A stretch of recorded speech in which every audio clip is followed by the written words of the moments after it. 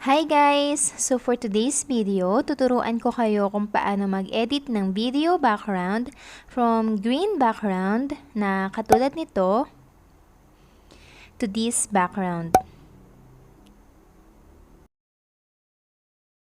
Okay, so start muna tayo sa mga materials na gagamitin natin. Una syempre ay smartphone. Ito ang gagamitin natin na pang video at pang edit na din. Next is green cartolina. Ito nabili lang namin for 14 pesos each. Bali dalawa yung binili ko para mas malaki kapag pinagdikit.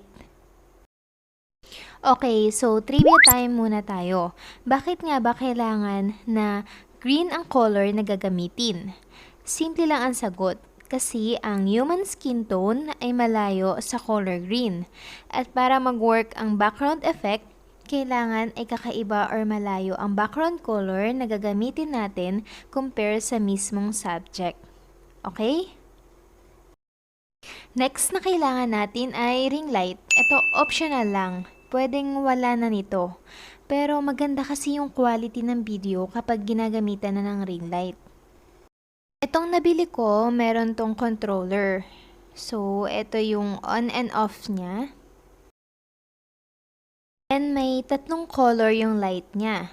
Merong yellow, merong white, and meron din combination ng yellow and white. So, nasa less than 300 pesos to sa Shopee. So, search nyo na lang ay ring light. Next, ito optional din. Pwedeng wala na nito. Tripod camera holder. Ginagamit ito upang steady at hindi shaky ang videos natin. At saka para hindi din nakakangawit sa pagbibideo. Price range nito ay 115 to 700 pesos. Depende sa quality. Okay, so set up na natin. Dikit natin sa pader yung dalawang cartolina using scotch tape. So, pagdikitin lang natin. Make sure na pasok yung height ng subject or actor sa green background. Okay, so ganito yung magiging setup natin. May ring light, mayroong tripod, at syempre yung ating green background. So, start na tayo mag-film. Adjust natin yung camera. Dapat green lang yung nakikita sa background. So, ayan, okay na yan. Okay, so after natin mag-film, next naman is video editing. Ang gagamitin natin sa pag-edit ay ang ating smartphone din. So, sa pag-edit natin ng video guys, kailangan natin ng KineMaster Pro app. Kung wala pa kayo nito, download lang kayo sa Play Store. Okay, so start na tayo mag-edit. Open natin ang KineMaster app. Then, select natin yung nasa gitna na may plus sign. Select natin 16 by 9. Tapos, magpo-proceed na tayo sa media browser. So, may nakaredy na ako ditong 4 na background. Select natin muna yung 4 na background. Kapag okay na, select natin yung check sign. So, ito na yung first layer natin. Meron tayong Eiffel Tower background, Disneyland, South Korea Nami Island, at meron ding animation or cartoon background. So, pinakita ko lang na pwede siya na iba-ibang background. By the way, pwede itong download sa Google. Kayo nang bahala kung anong gusto nyo. So, select natin tong layer. Then, media. Tapos, hanapin natin yung finilm natin na may green background. So, select lang natin. So, ayan, yung subject na insert na siya as second layer. So, i-adjust nyo na lang siya. Pwede nyo siyang lakihan, pwede nyo siyang i-position. So, kayong bahala. Okay, so select natin yung second layer. So, paano malalaman kung nakaselect na? Mapapansin nyo meron siyang broken lines. Ibig sabihin yun yung active na layer. Okay, so scroll lang natin. Hanapin natin yung chroma key. Then, select natin. Tapos, i-select natin yung enable.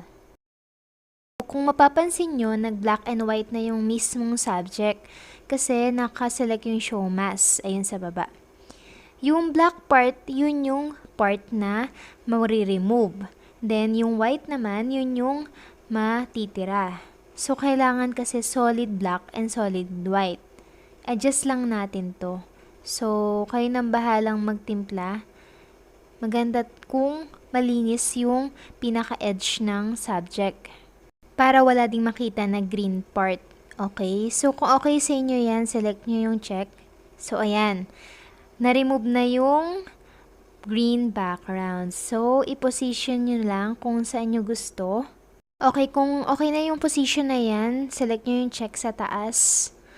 So, try nating i-play. Okay, so dito sa ginawa nating sample, may iba-ibang background. So, ayan. Pwede din naman kung gusto nyo, Eiffel Tower lang, try natin. Burahin natin tong tatlong background. Select nyo lang. Then, click nyo yung trash icon or delete. So, ayan.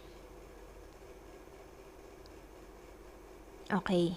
So, ang natira na lang background ay Eiffel Tower. Habaan natin siya kung hanggang saan yung video. Pag okay na, iselect natin yung check sa taas. So, ayan. Try natin i-play. Ayan. So, itong mga background na to, pwede natin siyang i-download sa Google or kung meron kayo sa camera na gusto nyong gawing background, pwede yan.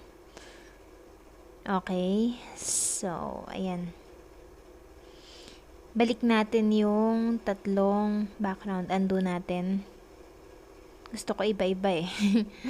Okay. So, iba't ibang background na naman siya. Okay. Pag tapos na kayong mag-edit, makikita nyo yung arrow sa pinakataas. Select nyo lang yon. Tapos, export and share. So, makikita natin dito, merong low and high. So, depende sa inyo kung gaano kataas or kababa yung resolution na gusto nyo. So, ito okay na to. 53 MB. Click natin yung export. Ayan. So, intayin lang natin itong matapos. Ayan, tapos na siya. So, back lang natin. Check natin sa gallery. Okay, so hanapin natin yung in-export natin kanina. Ito, play natin. Okay, so ayan na siya guys. Okay na siya. Nasa gallery nyo na siya. Meron na kayong copy nito. By the way, meron nga pala tong audio. So, minute ko lang siya. Explore nyo lang yung KineMaster. Madami kayong magagawa dun. So, ayan. Thank you for watching. So guys, if you like this video, comment down below, like and subscribe. Bye!